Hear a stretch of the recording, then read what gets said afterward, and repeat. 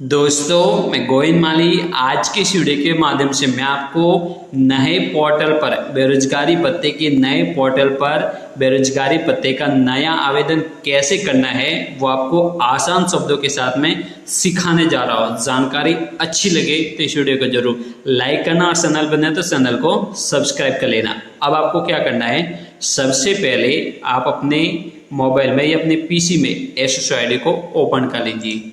जैसे आप अपने SSID को ओपन कर लेंगे तो उसके बाद ये जो क्विक सर्च है इसमें आपको टाइप करना होगा EEMS। ये आप देख सकते हैं, जैसे आप EEMS टाइप कर लेंगे तो आपके सामने EEMS 2.0 का जो आइकॉन है वो देखने को मिल जाता है। अब इसी आइकॉन पर क्लिक करना होगा।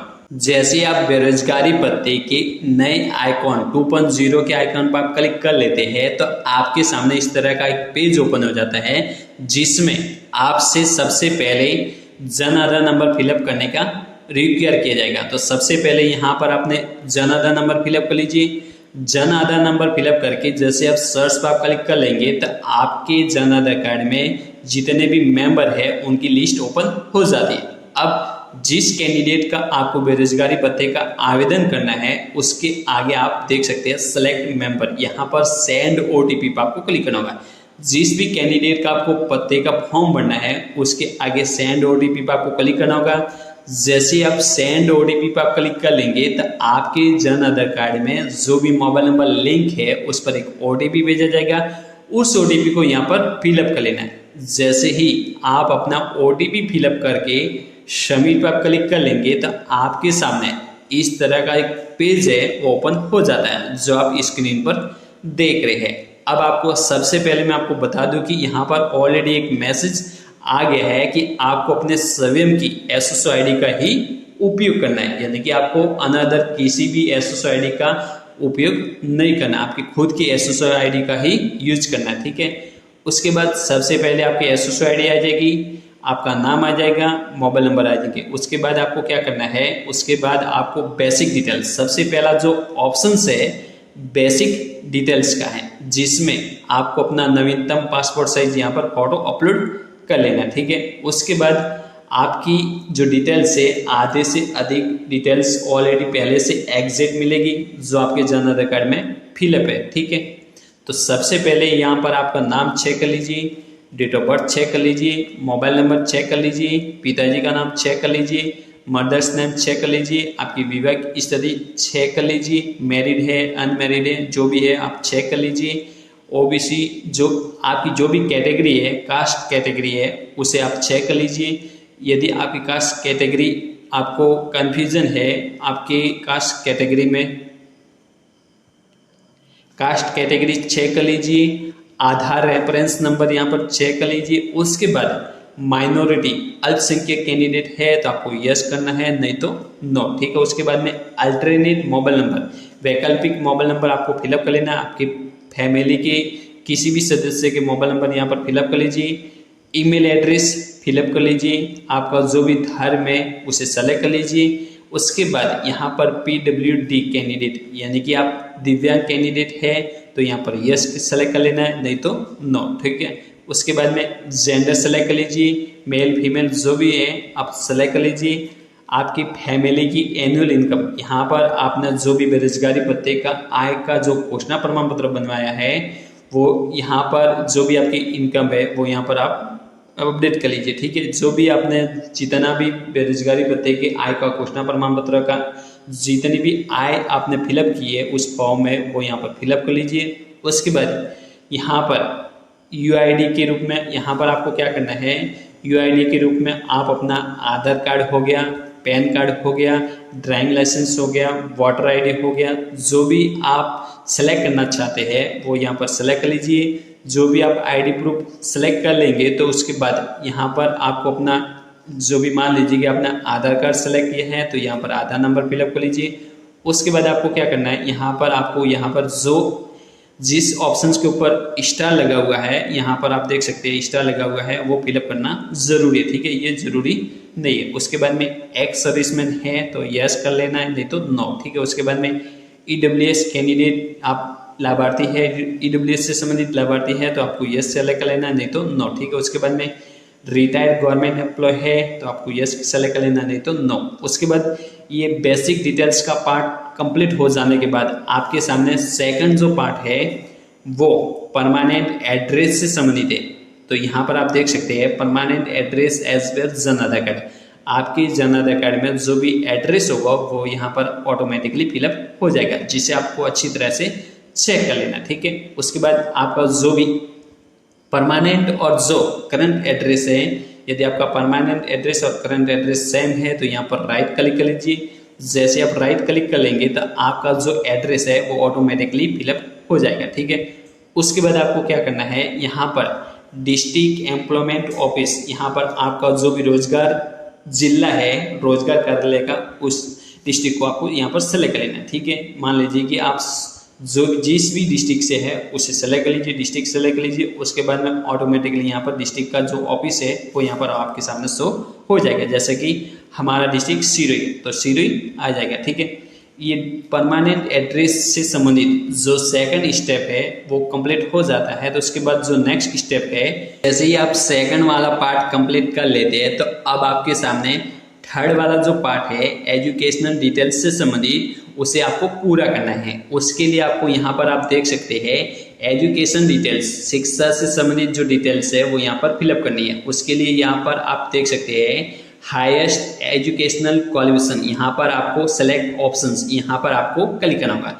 जैसे आप सेलेक्ट ऑप्शंस पर आप क्लिक कर लेंगे तो आपके सामने देख सकते हैं शिक्षा से संबंधित जितने भी कोर्स से संबंधित डिटेल्स है वो ओपन हो जाती है। अब आपके पास जितना भी क्वालिफिकेशन है, मान लीजिए कि आपके पास ग्रेजुएशन लेवल का है, पोस्ट ग्रेजुएशन लेवल का है, आईटी लेवल का है, जो भी है उसे सेलेक्ट करना होगा। मान लीजिए कि आपको बेरोजगारी भत्ते का फॉर्म अप्लाई करना है तो आपको ग्रेजुएशन लेवल, यहाँ पर आप ग्रेजुएट सेलेक्ट कर लीजिए। जैसे आप ग्रेजुएट सेलेक्ट कर लेंगे तो आपके सामने ग्रेजुएट टाइप, यहाँ पर आपके ग्रेजुएट टाइप का जो ऑप्शन है वो ओपन हो जाता है। तो यहाँ पर आपको सेलेक्ट ऑप्शंस पर आपको क्लिक करना होगा। जैसे आप सेलेक्ट ऑप्शंस पर आप क्लिक कर लेंगे तो आपके सामने, जैसे आप ग्रेजुएशन सेलेक्ट कर लेते हैं तो आपके सामने ग्रेजुएशन लेवल की जितनी भी डिग्री से संबंधित कोर्सेज है वो ओपन हो जाते हैं। अब आपको क्या करना है, अब आपने जो भी किया है, जो भी आपने क्वालिफिकेशन कंप्लीट किया है, मान लीजिए कि आपने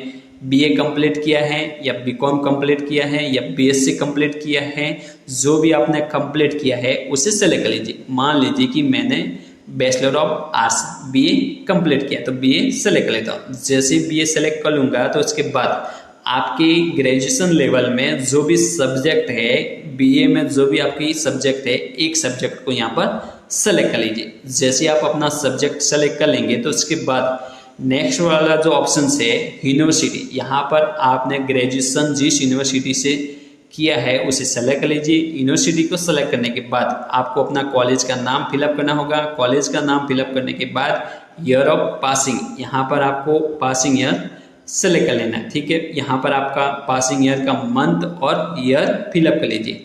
जैसे आप ईयर ऑफ पासिंग फिलअप कर लेंगे तो उसके बाद मीडियम ऑफ एजुकेशन, आपका जो भी मीडियम था ग्रेजुएशन लेवल में, हिंदी मीडियम में की है या इंग्लिश मीडियम में, उसे सेलेक्ट कर लीजिए। ठीक है, उसके बाद में नेचर ऑफ कोर्स, आपका जो भी कोर्स है, जैसे कि पार्ट टाइम का कोर्स है या फुल टाइम का है, तो फुल टाइम का है इसलिए आप फुल टाइम सेलेक्ट कर लीजिए। ठीक है, यहाँ पर नेचर ऑफ कोर्स में फुल टाइम सेलेक्ट कर लीजिए। उसके बाद रिजल्ट ऑफ टाइप, यहाँ पर आपका जो भी ग्रेजुएशन लेवल की जो डिग्री है, आपका जो भी लास्ट ईयर की मार्कशीट है, उसमें जो आपका रिजल्ट है वो किस टाइप में है, ग्रेड सिस्टम में है या परसेंटेज में है या सीजीपीए में, उसे सेलेक्ट कर लीजिए। मान लीजिए कि ग्रेड परसेंटेज से संबंधित है तो परसेंटेज सेलेक्ट कर लेते हैं। ठीक है, यानी कि आपका जो रिजल्ट है वो परसेंटेज में है तो परसेंटेज सेलेक्ट कर लीजिए। परसेंटेज सेलेक्ट करने के बाद आपके ग्रेजुएशन लेवल में जितना भी परसेंटेज बना हुआ है उसे यहाँ पर फिलअप कर लीजिए। परसेंटेज फिलअप करने के बाद यहाँ पर आपके सामने एनसीओ कोड्स फिलअप करने का रिक्वायर किया जाएगा। तो सबसे पहले मैं आपको बता दूं कि आपने ग्रेजुएशन है वो आपने किस में किया है, बीए, बीकॉम, बीएससी, जो भी आपका कोर्स है। मान लीजिए कि आपने बीए किया है, आर्ट्स सेलेक्ट, यहाँ पर आप आर्ट्स फिलअप कर लेंगे, यहाँ पर आप आर्ट्स टाइप कर लीजिए। ठीक है, यदि आपने बीकॉम किया है तो कॉमर्स सेलेक्ट कर लीजिए, यहाँ पर कॉमर्स फिलअप कर लीजिए। यदि आपने साइंस बीएससी किया है तो साइंस सेलेक्ट कर लीजिए, ठीक है। जो भी आपने कोर्स का जो भी आपका टाइप है, आर्ट्स का है, कॉमर्स का है या साइंस का, वो यहाँ पर फिलअप कर लीजिए। उसके बाद जैसे आप आर्ट्स फिलअप कर लेंगे तो आपके सामने देख सकते हैं ग्रेजुएशन आर्ट्स X001.30, इसे आप सेलेक्ट कर लीजिए, ठीक है। उसके बाद जैसे आप एमसीक्यू कोड सेलेक्ट कर लेते हैं तो आपका जो थर्ड वाला जो पार्ट है वो कंप्लीट हो जाता है। जैसे आप थर्ड वाला पार्ट कंप्लीट कर लेंगे तो आपके सामने जो फोर्थ वाला पार्ट है, एम्प्लॉयमेंट डिटेल्स वर्क एक्सपीरियंस से संबंधित जो पार्ट है वो ओपन हो जाता है। अब आपको क्या करना है, करंट एम्प्लॉयमेंट स्टेटस, यहाँ पर आप करंट एम्प्लॉयमेंट स्टेटस आपको सेलेक्ट करना होगा। तो सबसे पहले यहाँ पर सेलेक्ट ऑप्शंस, यहाँ पर आपको क्लिक करना होगा। जैसे आप सेलेक्ट ऑप्शंस पर क्लिक कर लेंगे तो आपके सामने देख सकते हैं विभिन्न प्रकार के जो ऑप्शंस है वो ओपन हो जाते हैं। अब आपको क्या करना है, अब आपको सबसे पहले मैं आपको बता दूं कि आपको बेरोजगारी भत्ते का आवेदन करना है, इसलिए आपको अनएम्प्लॉयमेंट सेलेक्ट करना होगा। जैसे आप अनएम्प्लॉयमेंट सेलेक्ट कर लेंगे तो उसके बाद यहाँ पर आप देख सकते हैं experience any years, experience any month, यहाँ पर आपको कोई फिलअप नहीं करना, ठीक है। Are you interested in international job, यहाँ पर आपको यदि आप इंटरनेशनल जॉब के लिए इंटरेस्टेड है तो यस सेलेक्ट करना है, नहीं तो नो, ठीक है।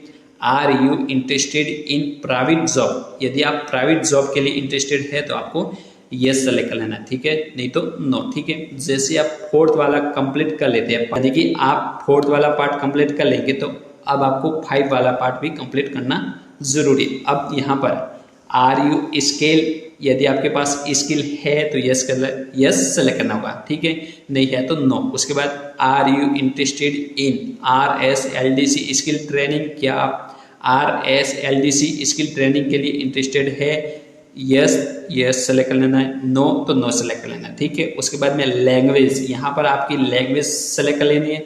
यदि आपकी जो लैंग्वेज इंटरेस्टेड लैंग्वेज है उसे यहाँ पर फिलअप कर लीजिए। जैसे कि आपकी इंटरेस्टेड लैंग्वेज हिंदी है, इंग्लिश है, वो यहाँ पर फिलअप कर लीजिए, ठीक है। उसके बाद में आपकी जो भी इस लैंग्वेज से संबंधित जो प्रेफरेंसी है वो यहाँ पर सेलेक्ट करना होगा। जो भी यदि आप जो लैंग्वेज सेलेक्ट करते हैं, यदि आप उस लैंग्वेज में एक्सपर्ट है तो एक्सपर्ट सेलेक्ट करना होगा, नहीं तो अदरवाइज ऑप्शन सेलेक्ट कर लीजिए, ठीक है। उसके बाद आपने मान लीजिए कि यहाँ पर आपने हिंदी सेलेक्ट किया है तो हिंदी आपको पढ़ने भी आती है, लिखने भी आती है और बोलने भी आती है, तो तीनों ऑप्शन सेलेक्ट करना होगा। या आप इंग्लिश सेलेक्ट कर लेंगे तो आपको इंग्लिश पढ़ने, लिखने और बोलने आती है, जो भी आपके रिक्वायर है उसे सेलेक्ट लीजिए, ठीक है।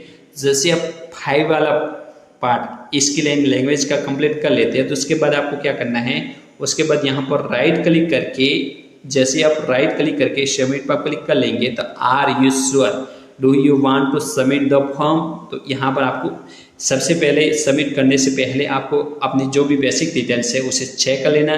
चेक करने के बाद यदि उसमें किसी भी प्रकार की गड़बड़ी है तो उसको सुधार लेना, ठीक है, सबमिट करने से पहले। उसके बाद मान लीजिए कि आपने चेक कर लिया है और चेक करने के बाद आपकी जो डिटेल्स है वो कंप्लीट है, तो सबसे पहले यहाँ पर यस इस पार्ट को क्लिक करना होगा। जैसे ही आप यस पार्ट क्लिक कर लेंगे तो आपके सामने सबसे पहले आपकी रजिस्टर्ड मोबाइल नंबर पर OTP भेजा गया है, उस OTP को यहाँ पर फिलअप करके सबमिट पार्ट को क्लिक करना होगा। जैसे आप सबमिट पार्ट क्लिक कर लेंगे तो आपके सामने इस तरह का एक मैसेज आएगा, thank you your one time registration has been completed, your registration number is ये, यहाँ पर आपका रजिस्ट्रेशन कंप्लीट हो गया है। इस रजिस्ट्रेशन नंबर को या तो आपको कॉपी कर लेना है या आप नोटबुक में नोट कर लीजिए या आप स्क्रीनशॉट कर लीजिए। जैसे आपका रजिस्ट्रेशन कंप्लीट हो जाता है तो आपका बेरोजगारी भत्ते का जो जॉब सीकर का रजिस्ट्रेशन है वो कंप्लीट हो जाता है। अब इसका जो नेक्स्ट स्टेप है वो बेरोजगारी भत्ते का जो आवेदन है वो आपको फिलअप करना है। तो आवेदन फिलअप करने का जो प्रोसेस है वो मैं नेक्स्ट वीडियो में लेकर आ रहा हूँ, क्योंकि इतना बड़ा वीडियो होने के नाते आप थोड़ा बोर हो जाएंगे, इसलिए मैं आपको नया वीडियो आपके लिए लेकर आ रहा हूँ। तो प्लीज़ लाइक एंड सब्सक्राइब मेरे चैनल। जय हिंद, जय भारत।